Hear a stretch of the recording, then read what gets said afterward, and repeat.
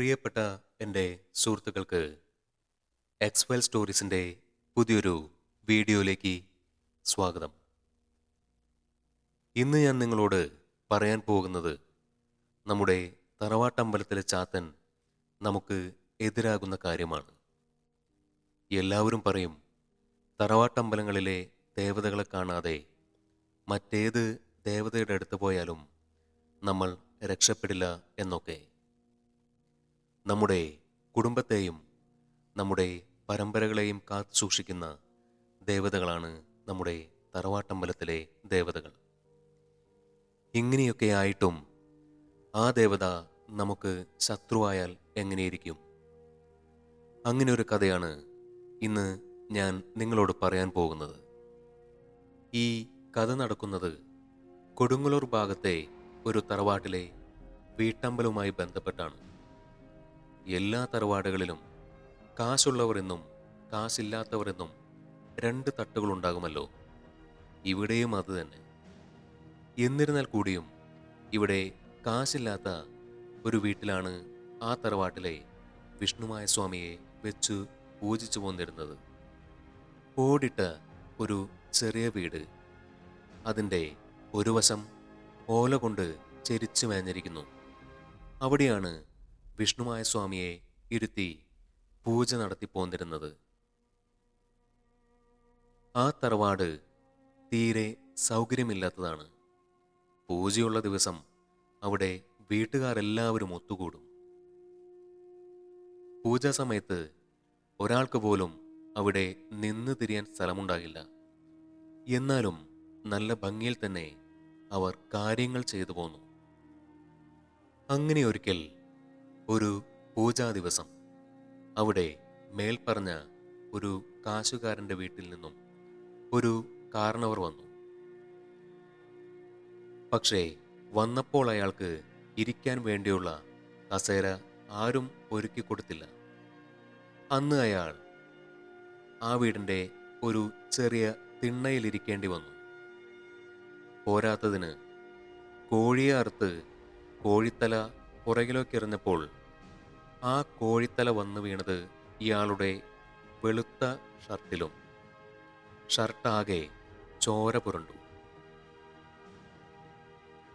അയാളൊരു ഊച്ചിപ്പിണക്കക്കാരനാണ്. എന്നുവെച്ചാൽ ആവശ്യമില്ലാതെ എല്ലാ കാര്യങ്ങൾക്കും വെറുതെ പിണങ്ങി പ്രശ്നമുണ്ടാക്കുന്ന വ്യക്തി. അന്ന് അയാൾ ആ വീട്ടിൽ വലിയ ഒച്ചയും ബഹളവും ഉണ്ടാക്കി. കാരണം അയാൾ കാശുകാരനാണല്ലോ.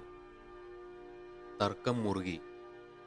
എല്ലാവരും അയാളെ ആശ്വസിപ്പിക്കാൻ ശ്രമിച്ചു. പക്ഷേ അയാൾ വഴങ്ങിയില്ല. അവസാനം കാര്യം കടുത്തു.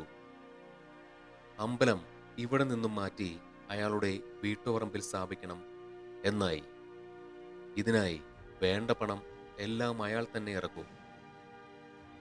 ഇത് കേട്ടപ്പോൾ എല്ലാവരും അയാൾക്കു കൂടെ കൂടി. അമ്പലം മാറ്റണമെന്ന് പറഞ്ഞ് എല്ലാവരും ഈ പാവപ്പെട്ടവൻ്റെ വീട്ടിൽ ബഹളം വയ്ക്കാൻ തുടങ്ങി. അങ്ങനെ ഒടുവിൽ മനസ്സില്ലാ മനസ്സോടെ അത് സമ്മതിച്ചു. അമ്പലം ഇവിടെ നിന്ന് മാറ്റി അയാളുടെ വീട്ടുപറമ്പിലേക്ക് മാറ്റുക തന്നെ. വാശിക്കാരനായ അയാളുടെ ഭൂമിയിലേക്ക് ചാത്തനെ മാറ്റി. വലിയ ആഘോഷത്തോടെയാണ് അവിടെ നിന്നും ദേവനെ ആവാഹിച്ചു കൊണ്ടുപോയത്. അങ്ങനെ ചാത്തൻ പുതിയ അമ്പലത്തിൽ എത്തി. അന്നു മുതൽ പൂജകൾ തുടങ്ങി. ദിവസങ്ങൾ കഴിഞ്ഞു. പൂജ മുറക്കി നടക്കുന്നു.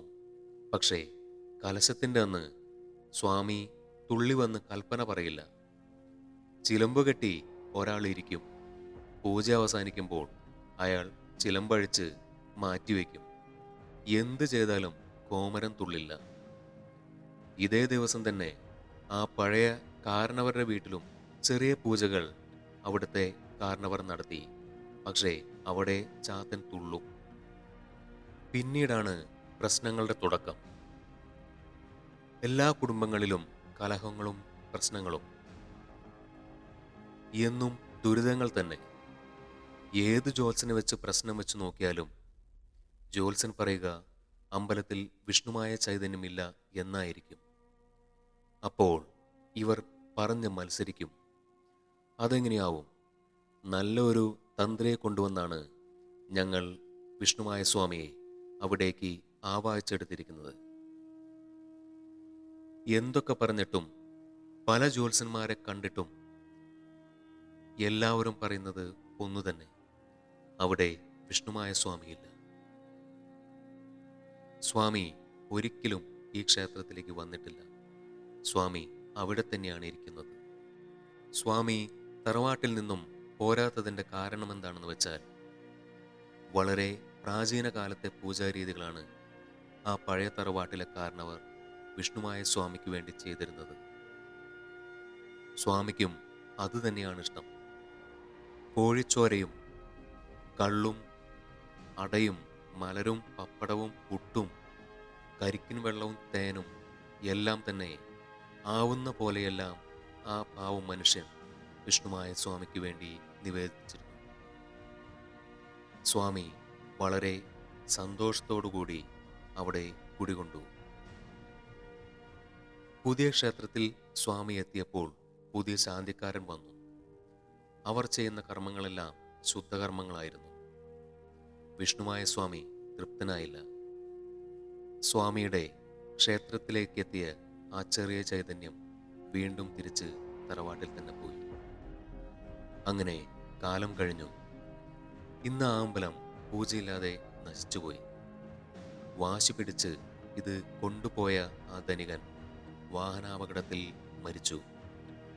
വീട്ടിൽ മക്കളെല്ലാവരും തലതിരിഞ്ഞ് നടക്കുന്നു. ഭാര്യയാണെങ്കിൽ നിത്യരോഗി. കാശിൻ്റെ പവർ കൊണ്ട് ഇങ്ങനെയൊന്നും ഒരിക്കലും ചെയ്യരുത്. ചാത്തനൊരിക്കലും ഒരമ്പലത്തിൽ നിന്നും പൂർണ്ണമായി മറ്റൊരമ്പലത്തിലേക്ക് വരില്ല. പലരും പറയും അങ്ങനെ മാറ്റാനൊക്കെ പറ്റുമെന്ന്. അതൊക്കെ വെറും പറച്ചിൽ മാത്രം. അഥവാ അങ്ങനെ മാറ്റുകയാണെങ്കിൽ തന്നെ ഒരു അംശം മാത്രമേ സ്വാമിയിൽ നിന്നും പുതിയ ക്ഷേത്രത്തിലേക്ക് എത്തുകയുള്ളൂ. അല്ലാതെ എന്ത് ചെയ്താലും സ്വാമി പൂർണ്ണമായി മറ്റൊരു സ്ഥലത്തേക്ക് മാറില്ല.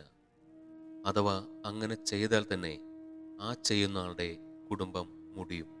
ഇത് 100% ഉറപ്പാണ്. ഇത് ഈ ക്ഷേത്രത്തിലെ മാത്രം കഥയല്ല. ഇങ്ങനെ നമ്മുടെ നാട്ടിൽ പല ക്ഷേത്രങ്ങളിൽ നടന്നിട്ടുണ്ട്.